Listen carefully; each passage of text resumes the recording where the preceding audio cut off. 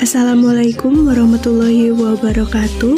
Kami dari kelompok 5 akan menjelaskan mengenai materi konsep aset yang anggotanya terdiri dari Ajelia Amelda, Ajeng Ratna Gumilang, dan Mega Destia. Pengertian aktiva. Aktiva adalah sumber daya yang dikuasai oleh perusahaan sebagai akibat dari peristiwa masa lalu dan dari mana manfaat ekonomi di masa depan diharapkan akan diperoleh perusahaan. Karakteristik dari aktiva. Yang pertama, aktiva menyimpan kemungkinan manfaat ekonomi yang akan datang secara langsung atau tidak langsung, memberi sumbangan pada aliran masuk kas bersih di masa depan. Pengendalian oleh suatu kesatuan usaha. Dan yang ketiga, transaksi, kejadian atau peristiwa yang menimbulkan hak atau kendali atas manfaat tersebut sudah terjadi. Menurut Hendriksen, aktiva mempunyai sifat atau ciri. Yang pertama, harus ada hak tertentu atas manfaat dan jasa potensial di masa yang akan datang. Yang kedua, hak tersebut harus dapat diperoleh atau dikendalikan orang atau kesatuan usaha tertentu. Yang ketiga, manfaat ekonomi tersebut haruslah sebagai akibat transaksi atau peristiwa yang terjadi. Dalam neraca, aktiva yang telah diakui disajikan dengan standar akuntansi keuangan yang berlaku. Aktiva diklasifikasikan secara garis besar menjadi aktiva lancar dan aktiva tidak lancar. Aktiva lancar yaitu aktiva yang diharapkan dapat direalisasikan dalam waktu 1 tahun.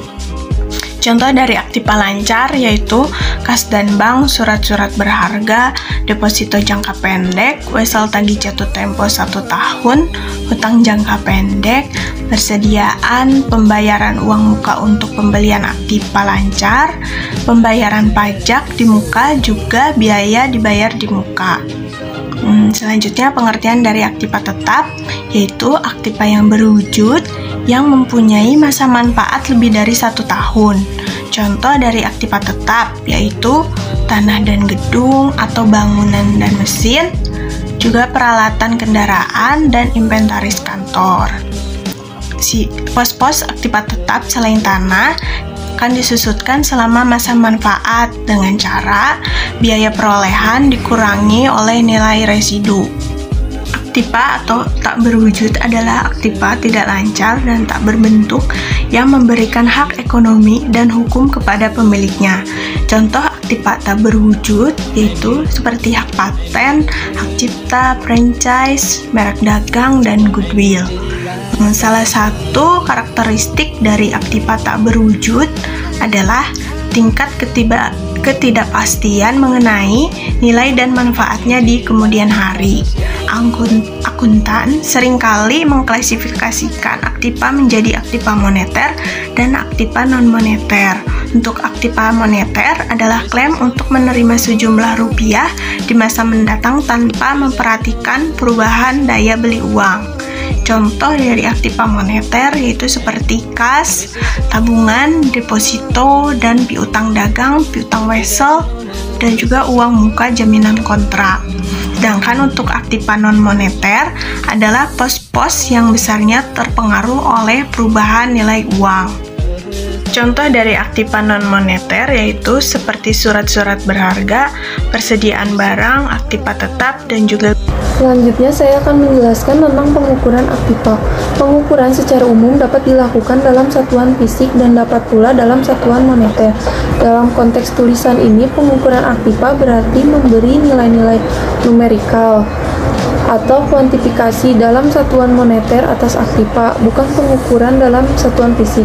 Oleh karena itu, pengukuran di sini dinyatakan dalam satuan moneter, maka proses pengukuran tersebut juga disebut penilaian atau valuation, karena bentuk penilaian atau pengukuran tersebut diperlukan. Aktiva adalah sejalan dengan tujuan akuntansi, salah satunya adalah untuk mengukur laba. Secara lebih lengkap, tujuan penilaian aktiva yaitu sebagai salah satu langkah dalam pengukuran laba. Yang kedua, sebagai salah satu langkah dalam proses penyajian posisi keuangan. Yang ketiga, mempengaruhi kebutuhan informasi yang ingin dicapai dalam pelaporan keuangan. Yang terakhir, memenuhi kebutuhan informasi khusus yang memerlukan penilaian untuk kepentingan manajemen. Pengukuran dalam akuntansi atas aktiva didasarkan pada nilai-nilai pertukaran dan nilai perubahan. Yang dimaksud nilai pertukaran adalah nilai-nilai yang berlaku di pasar karena adanya transaksi jual beli.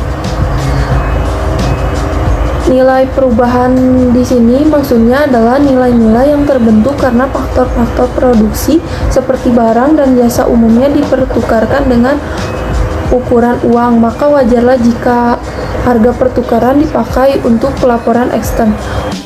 Berikut ini hal-hal penting untuk menjelaskan konsep pengukuran, yaitu yang pertama, exchange output value atau disebut juga exit value.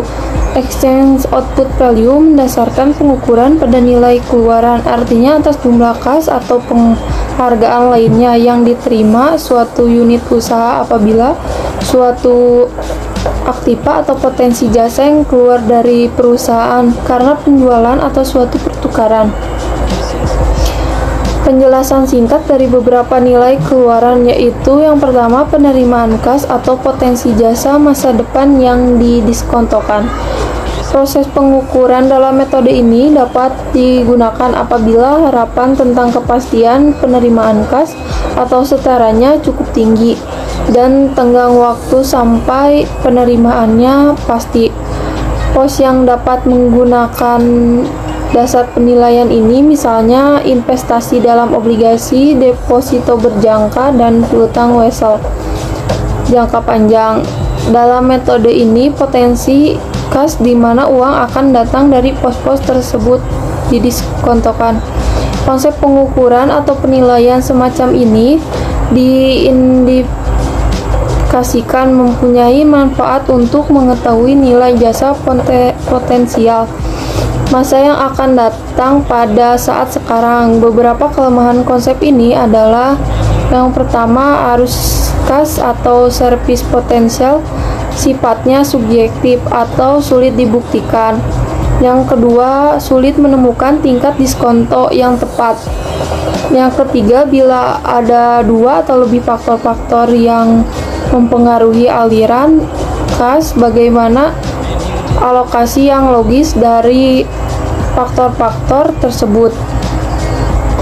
Lalu yang keempat, jumlah present value dari masing-masing aktiva tidak sama dengan nilai perusahaan. Lalu yang kedua, current output price atau harga keluaran sekarang atau harga keluaran berjalan yang dapat digunakan apabila harga jual pada saat pelaporan mencerminkan harga di masa mendatang bila pos yang bersangkutan keluar dari perusahaan. Dasar pengukuran ini dapat digunakan untuk surat-surat berharga dan beberapa jenis persediaan. Menurut metode ini, persediaan harus diukur dengan harga jual sebagai ukuran harga keluaran, bukan biaya perolehan. Beberapa kelemahan metode ini. Yang pertama, konsep ini hanya berlaku bagi aktiva yang dimaksudkan untuk dijual. Yang kedua, metode ini untuk sebagian besar aktiva menjadi harga di masa yang akan datang dengan asumsi ceteris paribus, berarti bahwa nilai bersih dilaporkan sebelum semua aktiva yang berkaitan dengan penjualan diselesaikan. Lalu yang ketiga, diperlukan metode pengganti apabila ada aktiva yang tidak mempunyai harga pasar atau harga jual sekarang. Lalu yang ketiga, current cash equivalent atau setara kas masa berjalan. CCI menunjukkan jumlah kas atau daya beli umum yang dapat diperoleh dengan menjual aktiva menurut kondisi perusahaan yang wajar, dalam arti harga pasar barang sejenis dalam kondisi normal. CCI merupakan harga-harga aktiva yang benar-benar dapat diwujudkan melalui penjualan normal. Nilai setara kas masa berjalan biasanya diukur berdasarkan kutipan harga pasar barang sejenis dalam kondisi yang sama. Kelebihan dari metode ini adalah setelah semua aktiva dinilai dengan setara kas masa berjalan, maka jumlah yang tercantum mempunyai sifat aditif Sedangkan kesulitan utama konsep ini adalah bahwa tidak semua aktiva mempunyai harga pasar, sehingga dalam penafsiran sempit sepertinya metode ini membenarkan untuk mengeluarkan pos-pos yang tidak mempunyai nilai pasar dari neraca. Yang terakhir ada liquidation value atau LP atau nilai likuidasi, merupakan dasar pengukuran yang serupa dengan COP dan CCI, yaitu penilaian dengan menggunakan harga keluaran. Yang berbeda adalah dalam hal kondisi pasar. LP menggunakan harga-harga penjualan dalam keadaan dilikuidasi. Metode nilai likuidasi mengasumsi suatu penjualan yang dipaksakan sehingga umumnya harganya diturunkan atau harga keluaran lebih rendah dari harga pasar dalam kondisi normal. Penelitian nilai likuidasi biasanya menyebabkan diturunkannya penilaian aktiva serta diakuinya kerugian. Oleh karena itu, konsep LP hanya boleh diterapkan dalam keadaan seperti aktiva yang bersangkutan telah kehilangan kegunaan yang lazim atau usang, atau telah kehilangan pasar dalam kondisi normal. Lalu nilai likuidasi diterapkan bila ada maksud menghentikan perusahaan dalam waktu dekat sehingga tidak mampu menjual dalam pasar yang normal. Yang kedua dari konsep pengukuran yaitu konsep pengukuran exchange input value atau nilai masukan mendasarkan pada ukuran-ukuran masukan. Ukuran masukan menunjukkan jumlah kas atau nilai imbalan lainnya yang dibayarkan ketika aktiva atau manfaat diperoleh perusahaan dalam suatu pertukaran. Seperti harga nilai keluaran, ada beberapa dasar pengukuran nilai masukan, yaitu yang pertama historical cost, yang kedua current input cost atau CIC, diartikan sebagai biaya masa berjalan atau biaya masa kini. Dasar ini dapat digunakan kalau ada bukti pendukung yang kuat untuk diverifikasi. CIC merupakan harga pertukaran yang harus dikeluarkan saat ini untuk memperoleh aktiva yang sama atau setaranya. Jadi, harga perolehan dari pasar tempat perusahaan membeli barang atau jasa bukan harga dari pasar tempat perusahaan menjual aktiva atau jasa, kecuali bila kedua pasar tersebut sama. CIC seringkali juga merupakan nilai pengganti untuk aktiva yang dibangun sendiri. Ada beberapa keuntungan penggunaan CIC, yaitu yang pertama, ukuran terbaik mengenai nilai input yang dimatchkan terhadap pendapatan. Yang kedua, dalam matching memungkinkan pemisahan holding gains dan holding loss dan pengakuan laba atau rugi operasional. Yang ketiga, biaya masa berjalan telah menjadi dasar penilaian yang penting dalam akuntansi, khususnya untuk menyajikan informasi mengenai dampak inflasi pada aktiva perusahaan. Sedangkan kelemahan CIC yaitu yang pertama, kadang-kadang kurang objektif karena tidak tersedianya harga pertukaran untuk aktiva tertentu di masa kini, khususnya barang-barang musiman dan barang yang diproduksi dengan metode usang. Lalu yang kedua, perubahan dalam biaya kini tidak selalu mencerminkan perubahan harga penjualan masa berjalan. Nilai-nilai tidak mesti berubah karena adanya perubahan biaya. Lalu yang ketiga di pengukuran nilai masukan yaitu discounted future input cost atau DFC atau biaya masukan masa depan yang didiskontokan menunjukkan nilai sekarang pengorbanan ekonomi di masa yang akan datang. Seandainya potensi jasa tersebut tidak diperoleh sekaligus pada saat sekarang. Metode ini mengandung kelemahan seperti yang ada pada metode lainnya. Histori ditambah pembatas yang berlaku dalam konsep potensi jasa yang didiskontokan. Lalu yang keempat ada standar cost atau biaya diterapkan pada penilaian dengan dasar beberapa biaya yang seharusnya menurut asumsi-asumsi tertentu. Penilaian berdasarkan standar diterapkan dalam keadaan produksi pada tingkat efisiensi dan kapasitas tertentu. Biaya-biaya karena ketidakefisienan diabaikan sehingga sangat berguna bagi tujuan manajerial. Persediaan barang jadi dan fasilitas fisik merupakan pos-pos yang dapat dinilai atas standar cost. Lalu yang terakhir di konsep pengukuran adalah lower of cost market valuation atau COMWIL, cost or market whichever is lower, yang artinya nilai terendah antara biaya dan pasar. LOCOM bukanlah konsep penilaian masukan saja dan juga bukan konsep penilaian keluaran saja, tetapi bisa saja merupakan campuran kedua konsep tersebut. Istilah pasar bisa mengacu pada harga keluaran ataupun harga masukan. Market dapat berarti replacement cost atau ukuran masukan, misalnya untuk persediaan barang, tetapi dalam hal-hal tertentu market dapat diartikan sebagai harga jual atau nilai realisasi bersih, misalnya untuk pengukuran surat berharga.